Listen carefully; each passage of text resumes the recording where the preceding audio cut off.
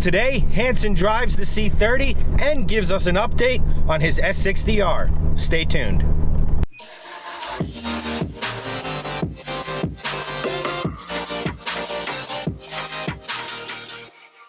Hey guys, what's going on? And welcome to Shifting Lanes. My name is Chad and I'm in the C30. We're driving, we're on our way to Hansen's place. While we're there, we're gonna showcase the superiority that is the P1 platform, specifically my 2008 Volvo C30. So we're gonna hit the road and see what Hansen has to say. Oh, hey buddy. What's going on? How's it going, man? Good. Are we filming right now? We are a little bit. Oh, okay. What do you got in your hand there, buddy? Well, I've got some Hellwinkle stickers. So these are going to be, well, you guys are going to have this, so you can hand it out to our fans. And yeah, there it is on the Volvo S60R. Speaking of which, how's she running? She doesn't. And I have some bad news. And I'll cut to the footage right now. Basically, what happened was I tried to start it up and it wasn't starting, and so there could have been a couple of different things, but I towed it home, got it home, put the Vita and the dice, hooked it up to it and read the codes, and actually there were no codes, so not sure what that could mean, but our friend of ours, Moose Tech Garage, Rich, he's a Volvo tech, he's a Volvo master tech, got his input on it, and basically he said, why don't you check the fuel filter? I went down there, I looked at the fuel filter, and it looks like it's original, like it still has the undercoating on it. So, you know, I don't know how often you change a fuel filter. I mean, but just remind the good folks, 60, how many miles are on this beast? I was getting to that. This thing has 175,000 miles. So the fuel filter was never changed. That's not a good thing. So I've got the fuel filter replacement thanks to FCP Euro. And again, if you don't know who FCP Euro is, you should totally know who they are because they're a great supplier of European cars. The best thing about them is their replacement warranty or guarantee. So basically anytime parts broke or parts break on your car, you could just send it back to them. As long as you bought it from them and as long as you still own the car, they'll basically replace it for free. So I got the fuel filter from fcpeuro.com. I still have to install it, and hopefully that's going to resolve the issue. I'm not really sure. There could be other problems with it. There could be a kinked fuel line. There could be a problem with the fuel pump. I'm not really sure, but I'm gonna make a video about it and do that fix, and hopefully that'll get this thing up and running again. All right, so what do you say we hop in this bad boy and see what you think about her? All right. Didn't you drive a Supra recently? I did get to drive a Supra recently. Slightly different. It's a slightly different beast, and it's just imagine that this car was rear-wheel drive and has a lot more power. Correct. And it's that much more awesome, and 2 fewer seats. So. All right, let's get to it, man. Let's get to it. So welcome to the C30, Hansen. All right, I'm glad to be here. Thanks for having me. Hey, anytime. Anytime I get to convince one of you P2 guys that the P1 is vastly superior, I'm all for it. Well, let's see what happens. This is my first time driving in your car, so if I do stall, I apologize. Let's see. There we go. And we're rolling. All right, Hansen has successfully started the P1. Clutch is a little soft. Ooh, and the shifter is like really soft too. Yeah, that's the big thing. It's so, like churning butter. I've never churned butter, but I imagine that's what it feels like. Yeah, it's something that took a lot of getting used to because like it was funny. So like I had the M3. I went to which is a really short, crisp throw as it should be. It's an M3. And then I went back to the Lexus, and that felt kind of long and less precise and everything. And I'm like, this has got to be like ridiculous. Like nothing is more like this. It's Lexus. It's designed for comfort. This, all that sort of stuff. And then I got this. I mean, a short throw shifter will make this feel so much better.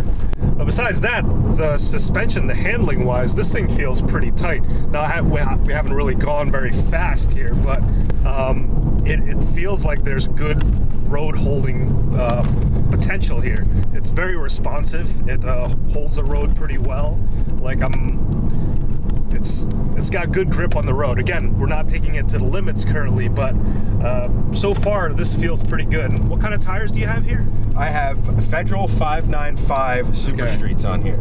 Okay. So I'll be 100% honest. They are a budget tire. Yeah. They are a tire that's actually fairly popular in drifting circles, which means they're effectively disposable. Yes. My biggest complaint with the tires is I done goofed and got too big of rubber. Yeah. I do have some rubbing. 235? I have 245 40s. Oh, okay, 235. So effectively, in a car that weighs almost 600-ish pounds lighter than your guys' ours, I have the same contact patch. Yeah. So, I mean, sometimes, like, too much contact patch isn't good. Like, people think that the more tire you have, the better. Sometimes that's not always the case. It's like, the more tire you have, the more inertia you have, too, around the wheels. So that's, like, more unsprung weight, and that's not really a good thing. So it's like a fine balance, really. Right. The basic thing is that I had these same tires on my Lexus, liked them, had fun with them and stuff like that. When I got the tires, it was, it wasn't summer driving season. Yeah. I got the new wheels. I wanted to throw the new wheels on, so I got tires that were, for lack of a better way of putting it, like disposable tires that I could effectively, just if I want to go out and have a little fun and abuse on, I could do that. Right. I will be at some point this summer, if all goes according to plan, replacing them with a little bit better rubber, but 235s. Yeah, that would be better. I think that would make the car stance look a lot better too. Everything would look better. Obviously, getting a little bit lower suspension because she does look like she's in full-on Dakar spec right now. Mm-hmm. Yeah. But it would eliminate the rubbing I'm having, and especially when we go coilover on this car, dropping her down, that rubbing's just going to get exasperated. And you don't have sway bars yet, right? I do not. Rear sways are on the way. I do have a rear chassis brace, right? Which, apart from being extremely industrial, does kind of, I shouldn't say kind of, it absolutely helps, because so when Greg drove the car, it was really floppy in the back end. Like, you could really feel a little bit of roll in the back end, and this thing really, really helps with that. So in conjunction with coils and in conjunction with a rear sway bar, that rear end is going to be really, really planted. Right. Well, the stiffer you make the rear end, the more drifty it's going to be. So if that's what you want, then you should by all means make it as stiff as possible in the back. But lift off oversteer. Let's try that right now. We're going through our handling test circuit. Yeah. So we're going to see how this handles with the current setup, and we'll try on the performance too. So, what was the last dyno figure that you had on this car? We were roughly 253 horsepower, 315-ish foot-pounds at the wheels torque. Okay. Damn, that's really good. Let's see if that transfers to the butt dyno.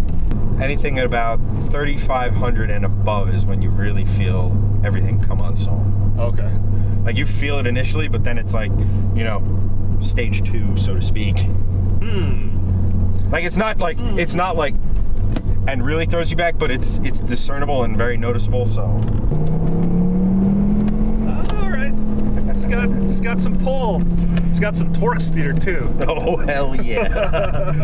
Like, that's when you're saying it was calm, cool, planted on road holing and stuff. I'm like, just put your foot down in the middle of a corner, see what happens. Yeah. And you could definitely get in trouble here.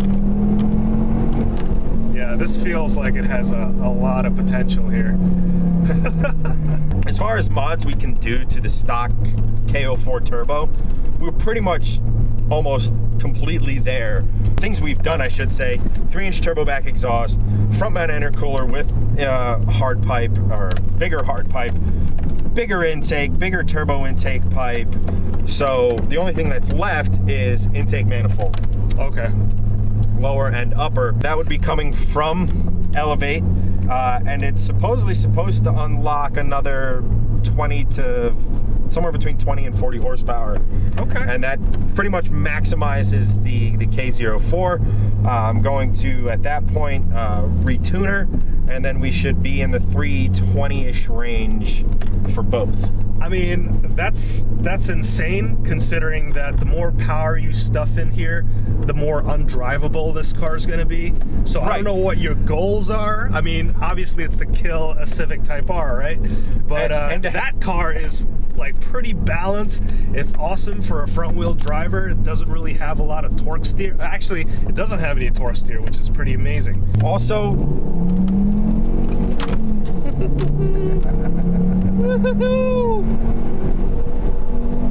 I don't want to lift off a little too quickly because this back end might just. yeah, but yeah, that's a lot of power, man. That's a lot. That's a pretty good kick. Yeah, just think about it. I'm pushing a little bit more power than you have. Yeah. Or maybe similar with your exhaust than the S60R, but in a much lighter platform. Much lighter. You're rotating fewer things. No all-wheel drive, even though Haldex. I mean, mine works, but you know, under high acceleration, I don't think it's really putting down a lot of power in the back. Yeah, it's. I guess it really depends on road conditions. Yeah, I think handling improvements definitely, and a little bit of power. I just hope that you can maintain, you know, the drivability aspect of this. But you know what's great about this car is it's economical. It's like, you bought this car for how much? $5,200. $5,200, and like the amount of mods that have gone into this is still less than the price of half of a Civic Type R, right? I'd have to check it. Okay. We're pretty close. So I think the Type R is going at for what now, like 40? Yeah. With markups, with markups, who knows? But like, yeah, I'm right around the $20,000 mark, and I know that's a lot for a, and that includes the price of the car. I'm probably a little under it actually now that I think about it, but it's like, you know, this car fulfills a need, and you know, like for a lot of enthusiasts out there, you know, they don't have $50,000 to drop on a car. It's like, this is a more reasonable amount, and you know, you could buy a used copy of one of these and like put X thousands of dollars into it, and you could like spank modern cars with this thing, and like that's the beauty of this thing. And it's such a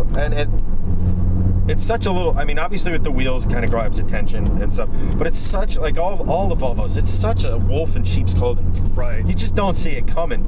And here's the other thing, you could buy one of these stock and then throw a bunch of mods on it, or like, I understand buying a modified car is always a tricky proposition, but let me put it to you this way.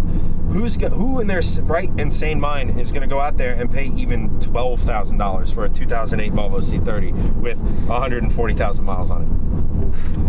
You know? So even with all of the mods I have on this car, at some point down the road, some lucky person is probably going to buy this car for me. Right. Get a car that has, depending on how far we get, is going to have either 320 some odd horsepower, 330 some odd horsepower, coilovers, big brakes. Right. You're going to get a ton of car for not much money. So to that point, yeah, I mean, you could probably get two of these for the price of one Supra, but I don't really think many people are going to cross shop the two.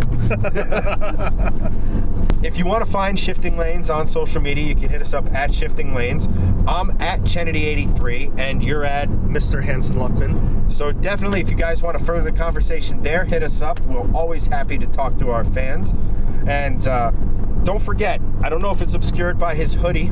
Poor wardrobe planning on the wardrobe department today, but Hansen is rocking the Hellwinkle t-shirt. Hellwinkle. If you remember the Hellwinkle sticker, well, we got them on shirts too. Go to our Teespring account down below, get yourself one. Any dollar we make from there goes right back into our channel, goes right back into creating content, goes right back into our project cars. So if you want to help us out and get some sweet swag, that's the place to do it.